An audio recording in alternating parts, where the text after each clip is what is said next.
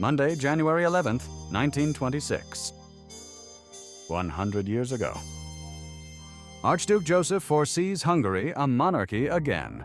Head of Magyar Habsburg backs silence to all, proposals to throw crown, not averse to being king. Bolshevik peril of disruption still felt. He reports, and reaction is strong for democracy and economic stability after 230 years of autocracy.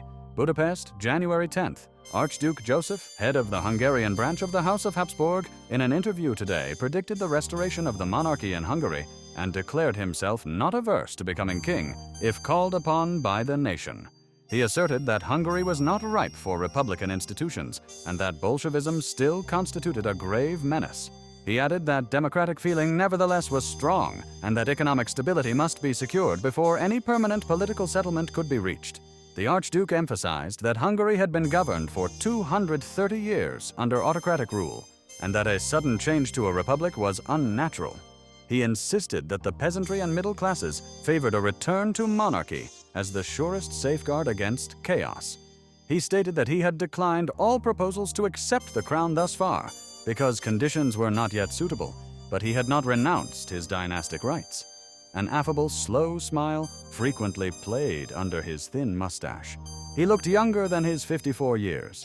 He wore the black trousers and khaki tunic with the 4 Austrian medals. His uniform showed no rank.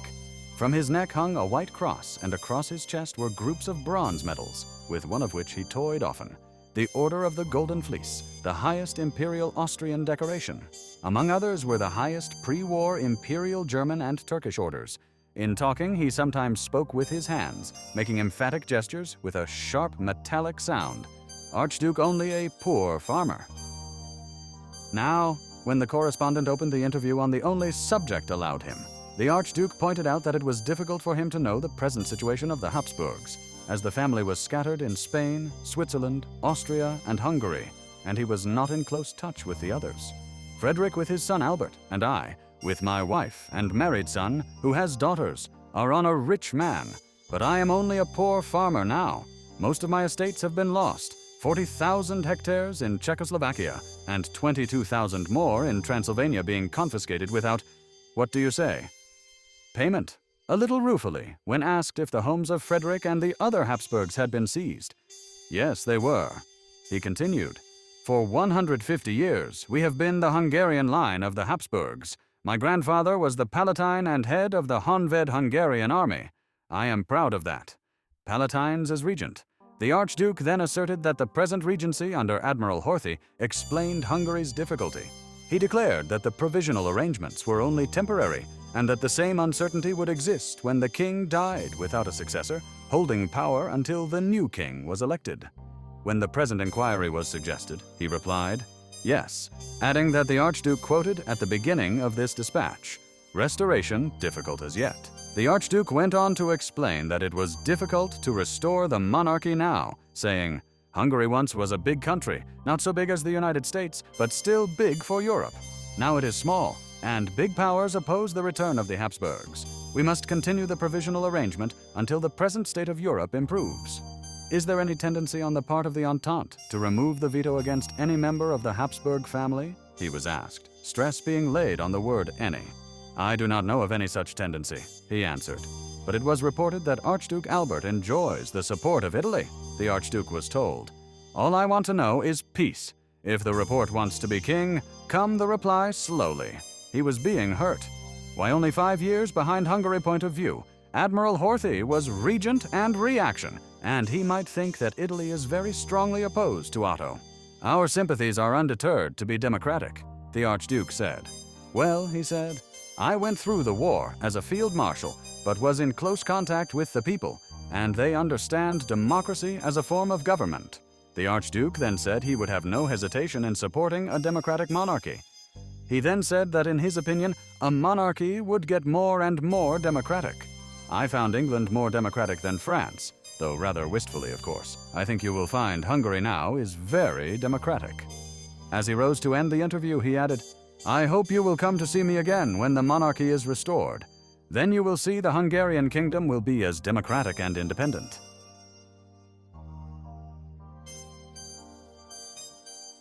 $500 million cut in taxes demanded by Senate minority.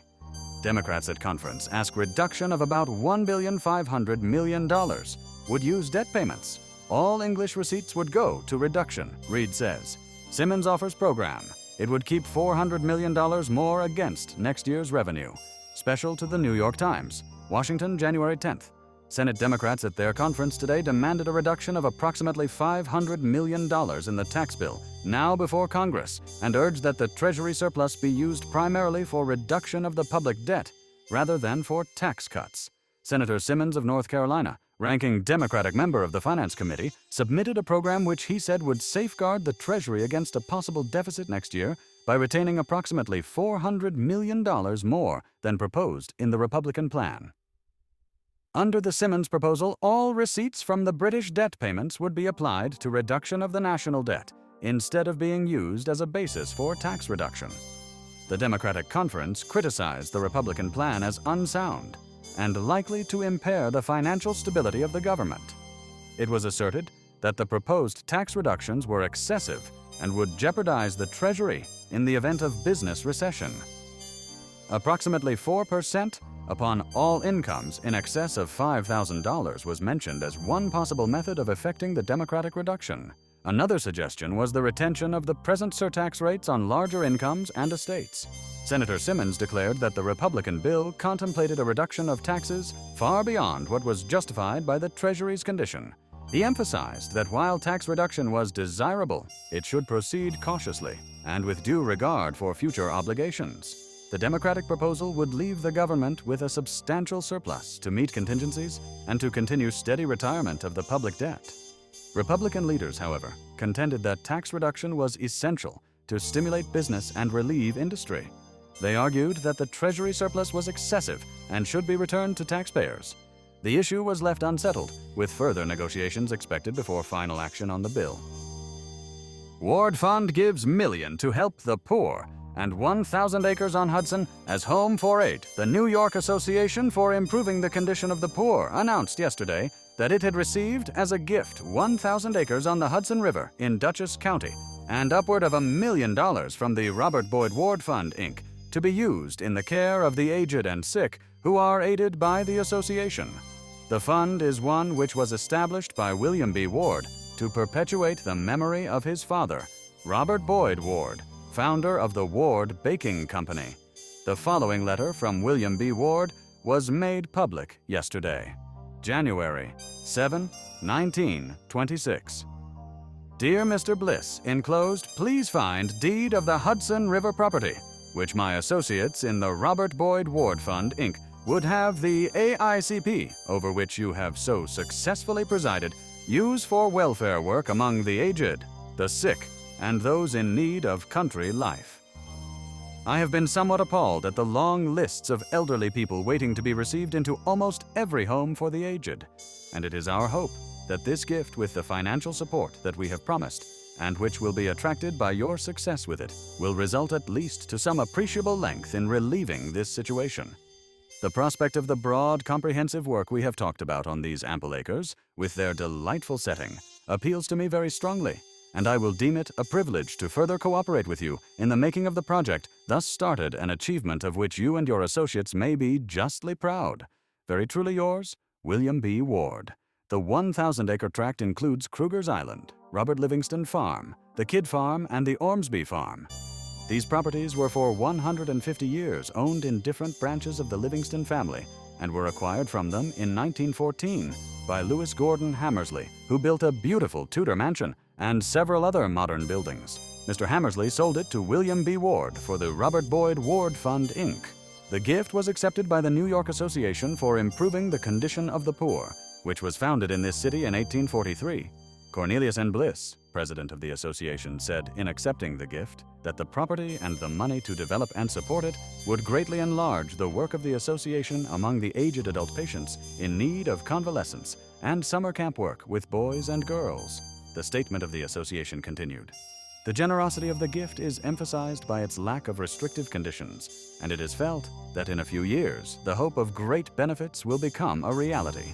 The enterprise is to be developed and managed by a committee which Mr. Bliss appointed as follows: Mrs. August Belmont, Mrs. Cornelius N. Bliss, Mrs. William B. Ward, Mrs. E. Rowland Harriman, Henry Bayard, Dr. Haven Emerson, William B. Ward, Samuel Kaiser, Ralph S. Kent, and William H. Matthews.